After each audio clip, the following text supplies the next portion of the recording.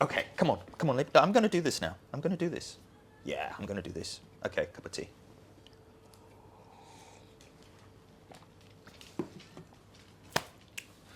Greetings, fellow idiots. So let's do a divination. Here is a question I received from the idiot today. I've been curbing my weed consumption of late in the last few years. This has become something I do on a nightly basis, and like addicts of various stripes, I think I've finally arrived at the understanding that daily use is not conducive to peace, joy, and all those other good things in life.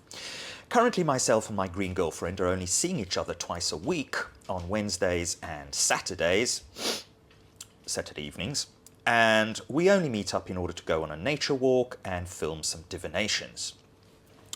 GG, used in this way, brings out my inner shaman, and I like having that connection with her as opposed to using it for self-medicating purposes in response to boredom, upset, frustration, or pain.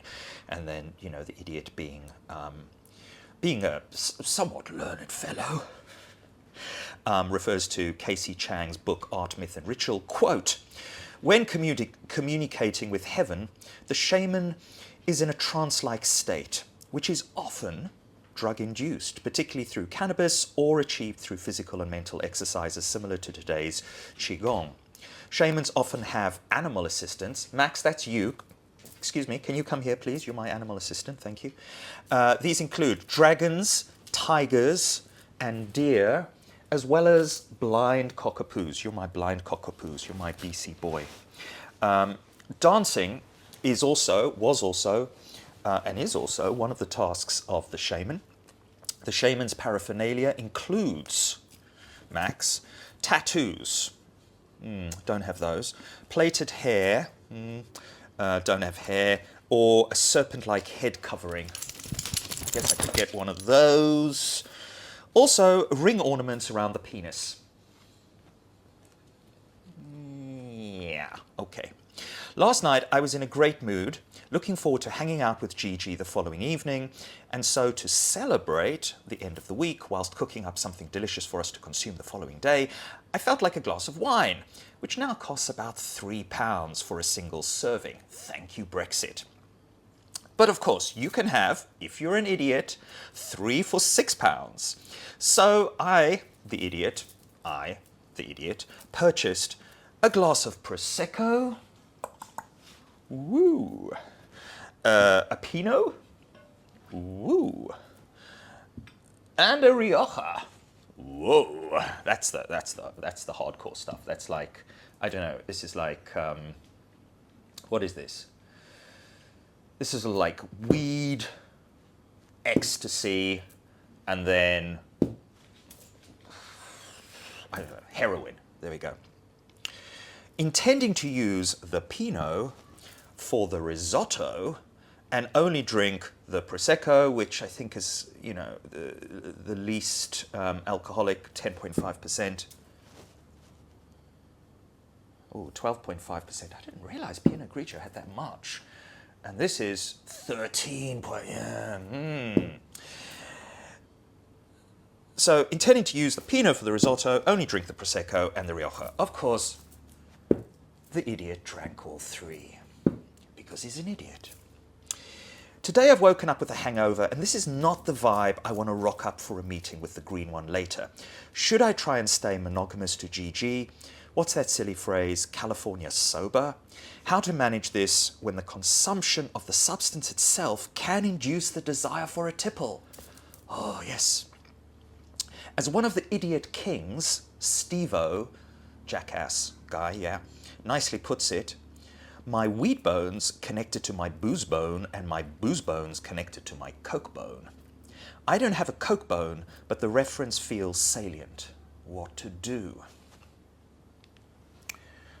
Okay, idiot.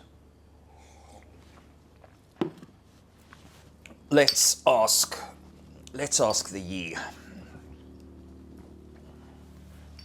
So, oops.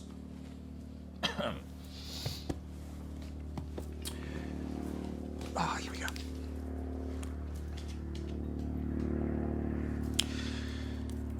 So we're gonna get some incense going.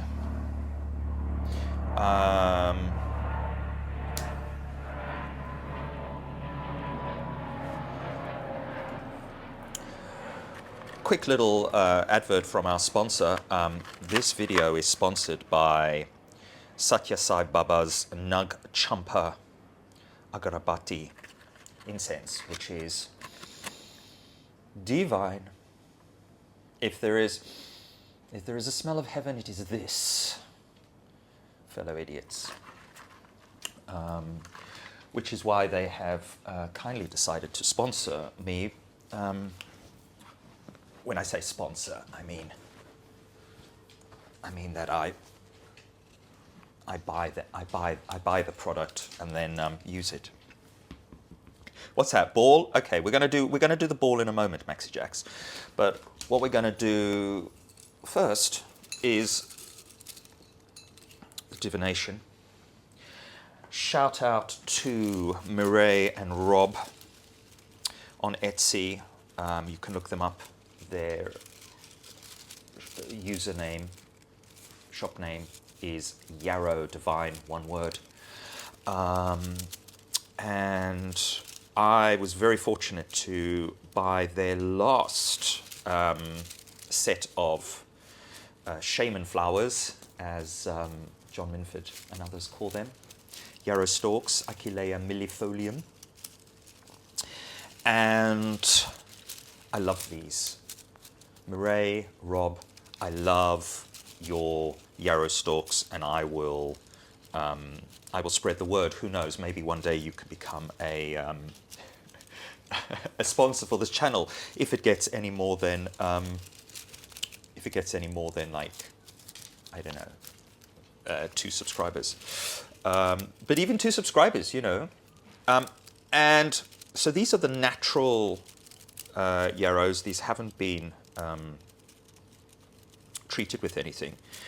And this is my first set, and I am so grateful to Mireille and Rob for going out and collecting these beautiful items. And I've been using them in the last few days. I love them. I love, you know, up till now it's been coins, but I love the feel of these. I love the look of them. Let me just get a bit closer so you can see. I love these kind of striations, and when you're counting off your falls, it just makes the whole process so much more pleasurable, so much more involving, encapsulating. It's like a piece of art is playing itself out in front of your eyes. It's the closest to being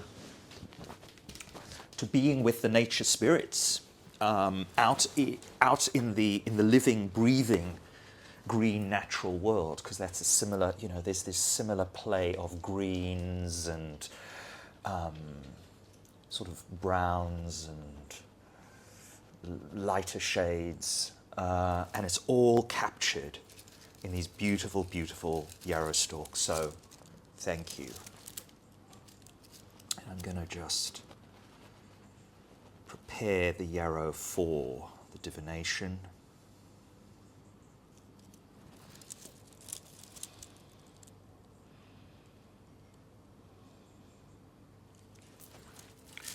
Okay. So the question is,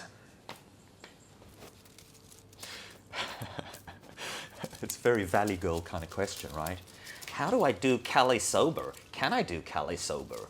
How to do Cali sober if your weed bone is connected to your booze bone? Maxi, no. Okay, I'll do this and then we'll play ball, right? Here we go. Here we go, big boy. So because Mireille and Rob give you an extra stalk just in case, I guess, you lose one, or just to make up for the mishaps, the changes is maybe another word to describe it, the changes in life.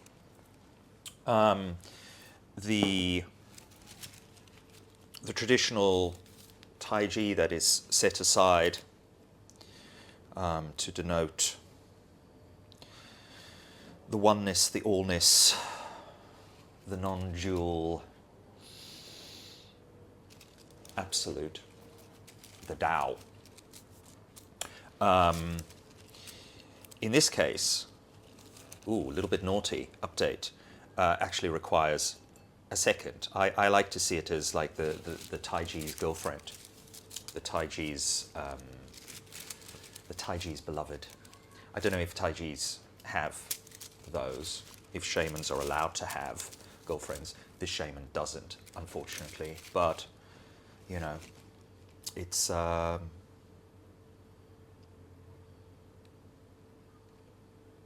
hope. Right, here we go.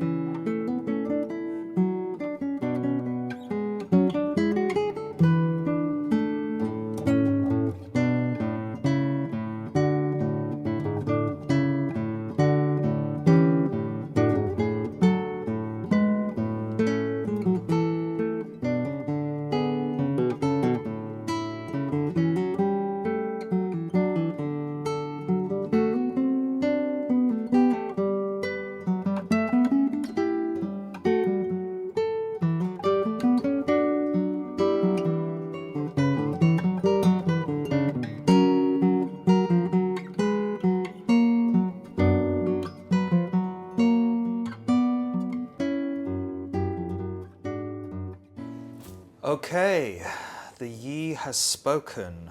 So what I got was hexagram 48, initially the well with a moving line, a transforming line, third line, and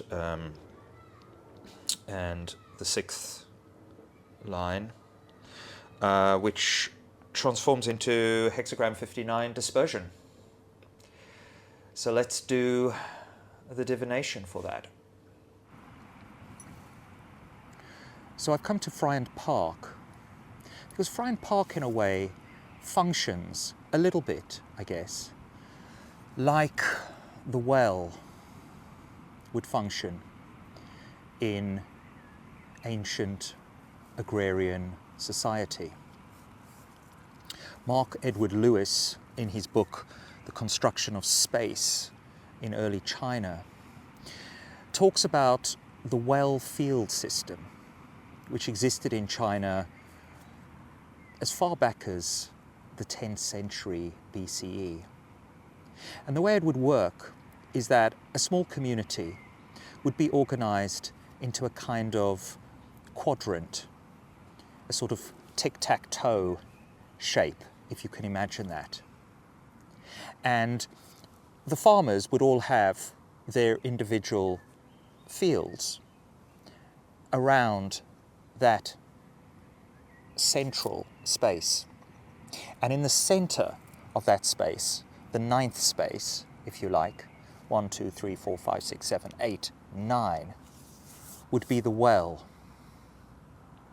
And the well, understandably, was incredibly important for irrigation, for providing fresh water. And it also served as a sort of a focal point for the community. Every farmer needed to work a certain number of days, maybe only 3 or 4 per year, on that piece of communal land. And that was sort of in lieu of taxes. So this communal well this socio-economic mapping and organizing also gets reflected into a more esoteric, which is to say, an inward knowledge or an inward space. In the commentary on Ching, the well, in the Yi, it's written, the well means union. The well shows the field of character. The well remains in its place. It has a firm, never-failing foundation. Similarly, character must have a deep foundation and a lasting connection with the springs of life. The well itself does not change, yet through the water that is drawn from it, it exerts a far-reaching influence. The well is the image of a tranquil dispensing of bounty to all who approach it. Character, likewise, must be tranquil and clear so that the ideas of what is right can become clear. So if the well, the outer well as well as the inner well, becomes muddied, if there is not some clear boundaried structure, some kind of scaffolding, metaphysical or otherwise, that in some way holds the system, the inner system and the outer system together, things start to fall apart. Similarly, if a place like this starts being used as it is recently starting to be used as a kind of a fly tip, then in some way the community itself, you could say, degrades around that space of pollution. The well rising without sound, writes William Stafford in his poem The Well Rising. The well rising without sound, the spring on a hillside, the plowshare brimming through deep ground, everywhere in the field, the sharp swallows in their swerve, flaring and hesitating, hunting for the final curve, coming closer and closer. I love this poem. It feels like Stafford has travelled back 12,000 years, and he's now living in one of those agrarian societies, and I suppose experiencing, or at least giving the impression of experiencing, this alignment, this balance, this sense of everything working in accordance with each element. In the third verse of the poem, which I'm going to read, he talks about decisions. And I guess there's also a sense that, you know, we spend a lot of time in the mental center when it comes to making decisions. But maybe decisions are also made like that well that rises. A certain set of factors come together and bring us into a space of decision. Hopefully a good decision, if we're lucky. The swallow heart from wingbeat to wingbeat, counselling decisions, thunderous examples. I place my feet with care in such a world. Such an interesting word as an adjective to use for examples, thunderous examples. You can't help but hear them. So the well is rising, and at some point we hear something we need to hear, or we have a memory. When I was reading through the the two chapters in the Yi on the well and thinking a little bit about it,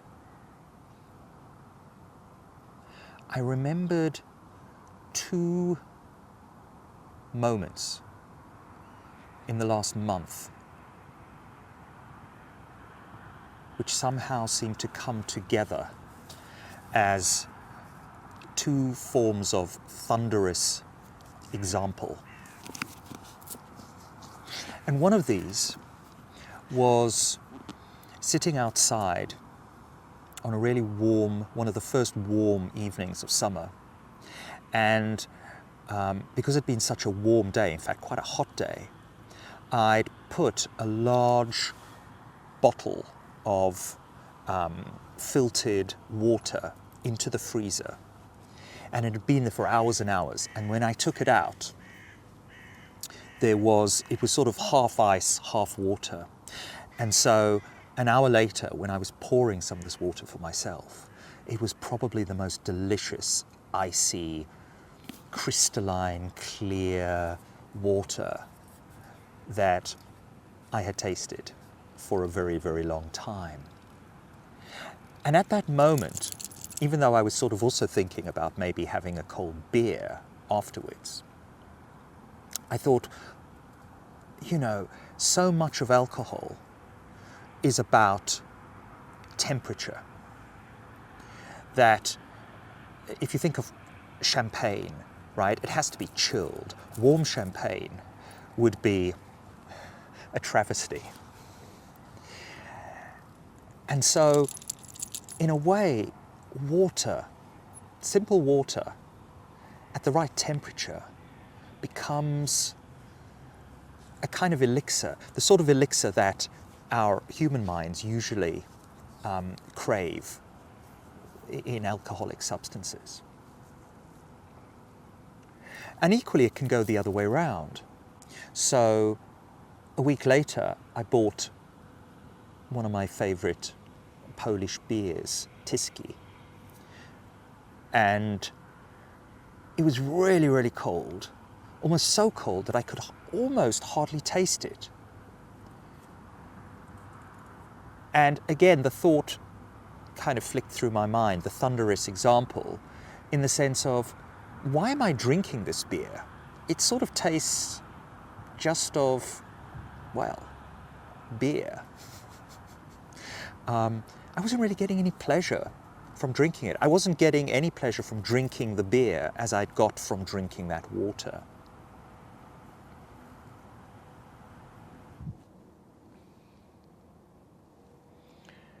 I don't know if you can see what the moon is up to tonight as it's peeping above the trees. It's a very yin-yang kind of moon, a waxing gibbous moon, about 55% illuminated. And I guess the moon, in a way, is also suggesting another kind of demarcation, a demarcation of our diurnal lives, in the sense that certain days of the week, of the month, maybe need to be like that well-lit side of the moon, very bright, very lucid. A space that privileges a certain form of productivity or a certain kind of acuity in our thinking. But then, of course, there is also space, if we cross over half and half into that other side, where things are a little bit darker, a little bit more tenebrous, a little bit more occult, for want of a better word, occluded. And of course, we need both of those to function and to feel whole. I feel like I've said enough for the idiot to give him a steer on his question. So I'm going to end with another poem about wells. There's lots of wonderful poems about wells out there, as I've discovered in the last few days reading these. This one is from Randall Jarrell, whose name, in fact, rhymes with well. Randall Jarrell, who writes a poem called Well Water. And I love the title of this poem, just the title alone, Well Water. Don't we, is that ultimately what we are looking to establish for ourselves as individuals, for our societies? We're looking to establish well water. We want, you know, we're mostly made of water, as we know, and we want that water to be well, healthy. And that means that